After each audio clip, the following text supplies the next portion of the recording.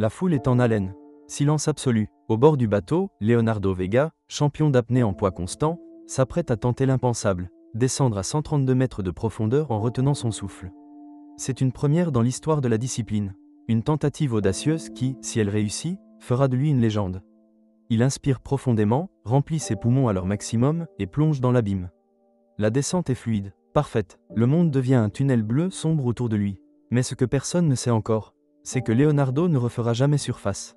Que s'est-il passé ce jour-là? Un incident technique? Une défaillance physique? Ou bien quelque chose d'inexplicable qui attendait dans les profondeurs? Voici l'histoire de la plongée qui n'aurait jamais dû avoir lieu. Leonardo Vega n'est pas un simple apnéiste. À 31 ans, il détient plusieurs records et a survécu à des descentes où d'autres ont échoué. Dans le monde extrême de l'apnée, il est respecté, admiré et critiqué. Car Leonardo ne recule devant aucun défi. Certains disent qu'il prend trop de risques, qu'un jour, il ira trop loin. Mais lui, il n'écoute pas. Ce jour-là, il participe à la compétition internationale Deep Blue Challenge, aux Bahamas. Les meilleurs apnéistes du monde sont présents. Mais tous les regards sont braqués sur une seule tentative, celle de Leonardo. Son objectif? 132 mètres en poids constant, sans assistance. Une limite vertigineuse, un seuil où le corps humain ne devrait pas survivre. Mais Leonardo est sûr de lui. Il a passé des mois à s'entraîner. Tout est calculé, répété, maîtrisé. Du moins, c'est ce qu'il pense. Le bateau est positionné au-dessus de l'endroit exact où se déroulera la tentative. Sous l'eau, une ligne verticale descend jusqu'au fond, marquée tous les 10 mètres. À 132 mètres, un petit marqueur l'attend. Une preuve qu'il devra ramener à la surface pour valider sa plongée. Leonardo s'équipe. Son combinaison ultra fine épouse son corps. Son masque et son pince-nez sont ajustés à la perfection. Il fait face à la mer. Inspire profondément, lentement, 30 secondes de respiration contrôlée. Puis il prend sa dernière grande inspiration. Et il disparaît sous la surface. Le chronomètre commence. Les premiers 50 mètres sont faciles. Leonardo glisse sous l'eau avec une fluidité parfaite, tête en bas, bras tendus le long du corps. Le poids de sa combinaison et de son corps l'entraîne vers les profondeurs. Il n'a plus besoin de bouger. À 80 mètres, le silence devient écrasant. Seule la corde guide sa descente. Il sait que le point de non-retour approche. À 100 mètres, son corps entre dans un état étrange, un phénomène connu sous le nom de blood shift.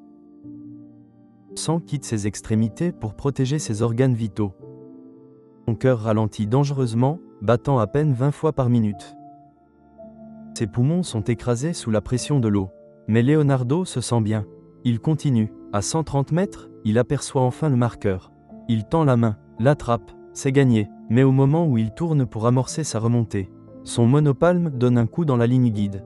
La cheville se coince dans un mousqueton. Leonardo essaie de tirer. Rien. Il donne un autre coup. Toujours rien. Panique. Chaque seconde en profondeur est un poison. Son oxygène diminue. Son corps commence à envoyer des signaux d'alerte. S'il reste coincé ici, il meurt. Il doit se dégager. Vite. Leonardo attrape sa cheville et tire de toutes ses forces.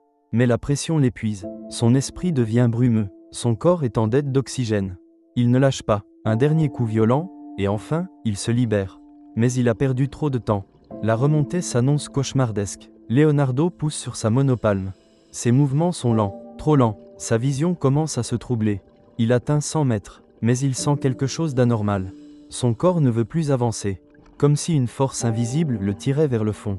Son esprit vacille. Il hallucine? À 80 mètres, il perd totalement connaissance. À bord du bateau, l'équipe de sécurité surveille la plongée grâce aux caméras sous-marines. Il voit Leonardo qui ne bouge plus. Les plongeurs de sécurité plongent immédiatement. À 50 mètres, ils espèrent encore le croiser en train de remonter.